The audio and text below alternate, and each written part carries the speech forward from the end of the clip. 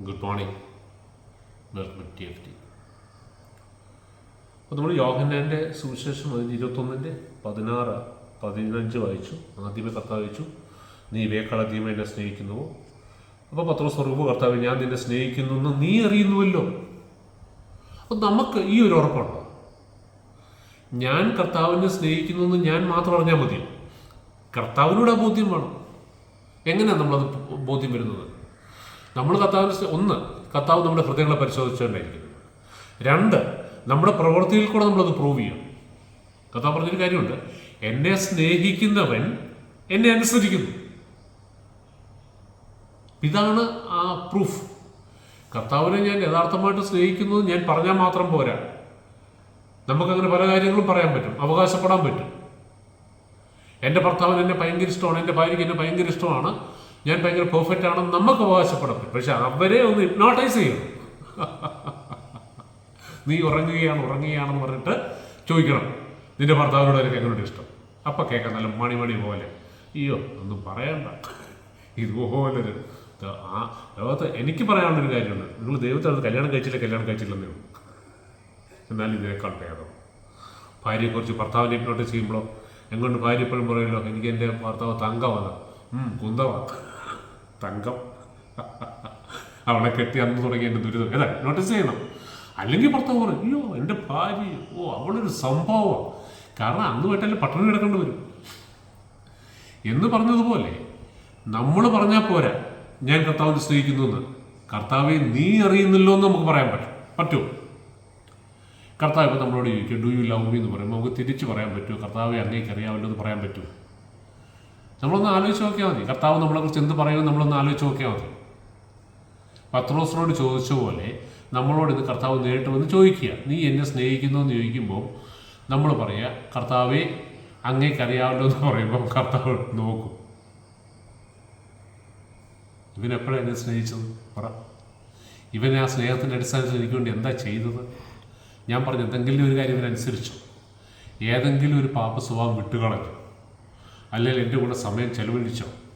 ഇവൻ തിരക്കാം, ഇവൻ ഭയങ്കര തിരക്കാം. ഇവനൊന്നുമില്ലാതെ വന്നതാണ്, ലൂക്ക് അടിച്ച് നടന്നതാണ്. അന്ന് ഞാനിവനെ പിടിച്ച് നല്ലൊരു ജോലി കൊടുത്തു. ഇവൻ്റെ ആ ക്വാളിഫിക്കേഷൻ അപ്പുറമായിട്ട് നല്ലൊരു ജോലിയെ കൊടുത്തു. അത് പിന്നെ ഇവൻ തിരിഞ്ഞു നോക്കിയിട്ടില്ല. ഇവൻ ജോലിയിൽ ഭയങ്കര ആത്മാർത്ഥത. പക്ഷെ എനിക്കെന്ത് പറയാൻ? ഈ ലെഫ്റ്റ് മീ.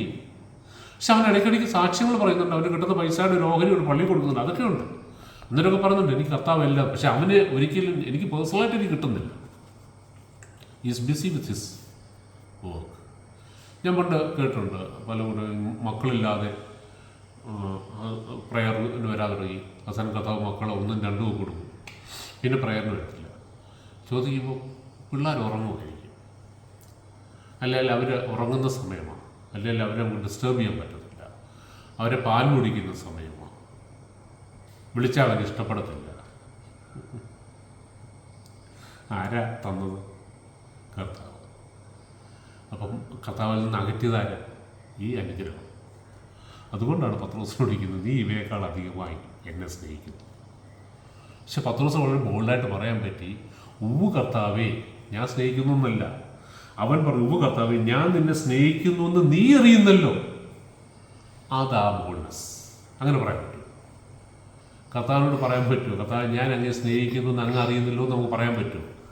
അതിന് വാസ്തവമായിട്ട് സ്നേഹം വേണം. നമ്മൾ കുറേ ഡെഡ് വർക്ക്സ് ചെയ്തുകൊണ്ട് കർത്താവ് ഇൻട്രസ്റ്റ് ആകത്തില്ല കേട്ടോ. കർത്താവിനോട് സ്നേഹമില്ലാതെ നമുക്ക് ഇതെല്ലാം ചെയ്യാൻ പറ്റും. നമ്മൾ വായിച്ചതാണ്, പരീക്ഷനും ചുങ്കക്കാരനോട് പോയി പ്രാർത്ഥിച്ചപ്പം ചുങ്കക്കാരൻ നീതീകരിക്കപ്പെട്ട എന്തുകൊണ്ടാണ്? അവൻ പാപിയാണ്, അവനൊരു ഗുണമില്ലാത്തവനാണ്. പക്ഷേ അവന് കർത്താവിനോട് സ്നേഹമുണ്ട്. ആ സ്നേഹത്തിൻ്റെ അടിസ്ഥാനത്തിലാണ് അവൻ മാനസാന്തരപ്പെട്ടത്. കാര്യശീലിൻ്റെ കുറവുകളുണ്ട്. അതേസമയം പരീക്ഷനെല്ലാം പെർഫെക്റ്റാണ്, പക്ഷെ സ്നേഹമില്ല. അതുകൊണ്ട് അവൻ കണക്ക് പറഞ്ഞത്. ഈ സ്നേഹമുള്ളടത്ത് കണക്കില്ല കേട്ടോ, ഓർത്തോണം. നമ്മൾ ഈ കണക്ക് പറയാൻ തുടങ്ങുമ്പോൾ ഓർത്തോണം, അവിടെ സ്നേഹം കുറഞ്ഞിട്ടുണ്ട്. അതിപ്പോൾ ഹസ്ബൻഡ് ആൻഡ് വൈഫ് ആയാലും ശരി, അപ്പനും മക്കളുമായാലും ശരി, എവിടെയെങ്കിലും കണക്ക് പറയാൻ തുടങ്ങിയിട്ടുണ്ടെങ്കിൽ ഓർത്തോണം, അവിടുത്തെ സ്നേഹം കുറയാൻ തുടങ്ങിയിട്ടുണ്ട്. കാരണം സ്നേഹം ഉണ്ടെങ്കിൽ അതെല്ലാം നമ്മുടെ ഉള്ളിലുണ്ട്. നമ്മൾ പ്രത്യേകിച്ച് ഓർപ്പിക്കണം, റിമൈൻഡറിൻ്റെ ഒന്നും ആവശ്യമില്ല, അതെല്ലാം അവിടെ ഉണ്ട്. Everything is recorded there in our mind. അപ്പോൾ നമ്മൾ ഓക്കെ. 2ാം പ്രാവശ്യം അവൻ ചോദിച്ചു, യോഹന്നാൻ്റെ പുത്രനായ ശിമോനെ, നീ എന്നെ സ്നേഹിക്കുന്നു? അവൻ പറഞ്ഞു, കർത്താവേ ഞാൻ നിന്നെ സ്നേഹിക്കുന്നു നീ അറിയുന്നുവല്ലോ. അതെന്താ കർത്താവ് അങ്ങനെ ചോദിക്കാൻ കഴിയുന്നത്? ചോദിക്കാനൊരു കാര്യം, ഈ പത്രോസ് ഒരു വികാരജീവിയാണ്. ഇന്ന് പലപ്പോഴും നമ്മൾ പല ആൾക്കാരെ ശ്രദ്ധിച്ചു കഴിഞ്ഞാൽ കർത്താവിനോട് വലിയ സ്നേഹമുണ്ടെന്ന് നമ്മൾ വിചാരിക്കുന്ന ആൾക്കാർ പലരും വികാരജീവികളാണ്. Those who are led by the Spirit of God are the children of God. Those who are led by their own emotions are not the children of God. മക്കളല്ലെന്നല്ല പറയുന്നത്, അത് ജഡം. ഇനിയെങ്കിലും അതൊക്കെ ഒന്ന് തിരിച്ചറിയണം. നമുക്കൊരു പെട്ടെന്നുണ്ടാകുന്നൊരു വികാരത്തുള്ളല്ലോ, ഒരു ആരാധന കൂടുമ്പോൾ, അല്ലെങ്കിൽ നല്ല പാട്ട് കേൾക്കുമ്പോൾ, അല്ലെങ്കിൽ നല്ലൊരു പ്രസംഗം കേൾക്കുമ്പോൾ നമ്മുടെ ഉള്ളിൽ ഒരു വികാരത്തുള്ളലുണ്ടായി, അയ്യോ എനിക്ക് നീ കർത്താവ് മാത്രം മതി, കർത്താവേ നിനക്ക് വേണ്ടി ഞാൻ ജീവിക്കാൻ, എൻ്റെ ജീവിതം മുഴുവൻ ഞാൻ മാറ്റി വെക്കുക, തീരുമാനം എടുക്കും, പുറത്തിറങ്ങും, 1 മണിക്കൂർ കഴിയുമ്പോൾ പിന്നെയും പഴയലോട്ട്. അത് വികാരം.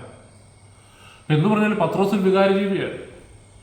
ഒരിക്കൽ ഈ ശിഷ്യന്മാരുടെ അടുത്ത് കർത്താവ് 1-2 ടെസ്റ്റൊക്കെ ചോദിച്ചപ്പോൾ ഈ പത്രോസ് ഇങ്ങനെ പറഞ്ഞ, ആര് വിട്ടിട്ട് പോയാൽ ഞാൻ നിന്നെ നിങ്ങൾ എന്നെ വിട്ടിട്ട് പോകുന്നൊക്കെ കർത്താവ് പ്രവചനം പറഞ്ഞു.